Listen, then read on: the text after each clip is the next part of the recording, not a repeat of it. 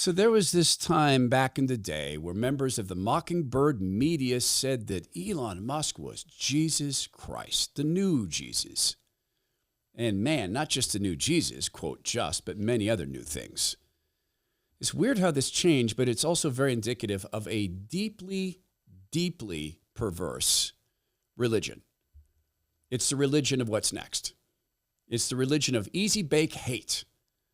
Show what I mean by this in just a second. Of course it's corrupt. There's so much corruption in this country. Protect yourself against it. If you have any intention of retiring, meaning not having to work, but maybe going and serving on missions and helping to build the kingdom full time, then go take advantage of the first 100 days webinar. It's free. It's live. It's from Zach Abraham, Chief Investment Officer, Bulwark Capital Management. Think of it as getting an opportunity to watch and listen to and maybe ask questions of a guy who's running a Department of Retirement Efficiency, as it were.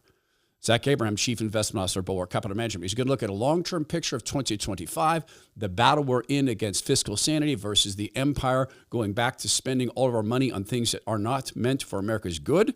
Someone's going to win. And because he manages every portfolio actively, which can reduce risk and volatility, I think Zach gives you the best shot at a great retirement, which means knowing exactly how much money you'll have every month. That's the goal. That's why he engages in fanatical risk management. This is free. You have to register to attend. It's March 20th at 3:30 Pacific. So go register at knowyourriskradio.com, K-N-O-W, knowyourriskradio.com. Investment advisory services offered through Trek Financial LLC and SEC registered investment advisor. Investments involve risk and are not guaranteed. Past performance doesn't guarantee future results. Trek 25-137. They really, really did call Elon Musk Jesus Christ. I would argue that the new Jesus Christ of our era are Steve Jobs and Elon Musk, and it's important to have heroes. The 47-year-old engineer has been called the real-life Tony Stark, better known as Iron Man. Elon Musk, a.k.a. real-life Iron Man. The guy is brilliant. He is a genius, and at least for now, the world is better off having Elon Musk in it than not. Elon Musk is one of the most interesting people in America. He's in the world, and I guess in the universe. Tesla founder Elon Musk says he knows the biggest threat to humanity, and he has a plan. An immigrant to this country cemented his status as a leader in science and technology whose name may indeed belong alongside those of Edison and Jobs. Put another way, Elon Musk today showed the world how it's done. And so many speaking off the cuff, but all on the same speech, all on the same talking points.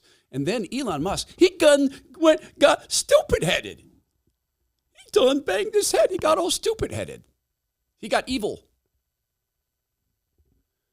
Bill Gates was raised by some people who have beliefs. Well, Mr. Gates Sr., by the way, Bill Gates Sr. was genuinely a nice dude. He was wrong about a lot of stuff, but genuinely actually a nice dude. Wrong about things like, eugenics, etc.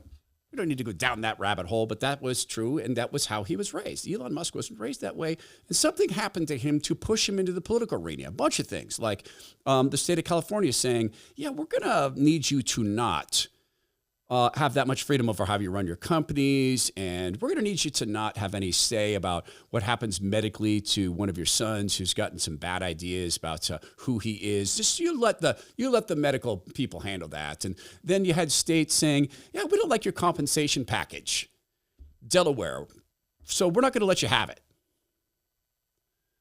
It wasn't politics. He didn't want to be political, but politics are the way people control your lives.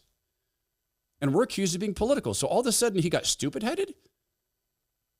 Or did he start to look at the things that were going on in the world and saying, wow, I stood in line for 6 hours to meet Barack Obama. I gave to his campaign. I helped him. I gave him credit for some of what we did. But I'm watching my country be destroyed. I purchased Twitter, and I go to downtown San Francisco, and it's unbelievably sad what's being done to human beings and allowing them to do to themselves. Elon Musk didn't invent himself. He didn't give himself his intelligence.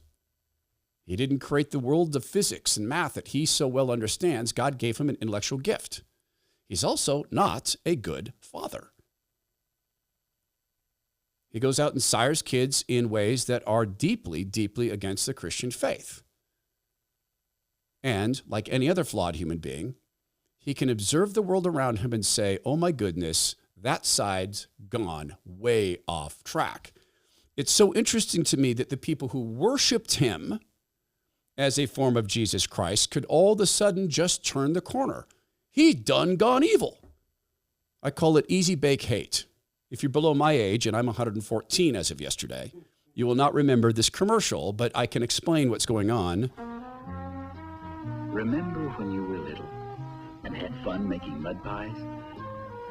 And then you grew up and helped Mommy bake a Betty Crocker cake.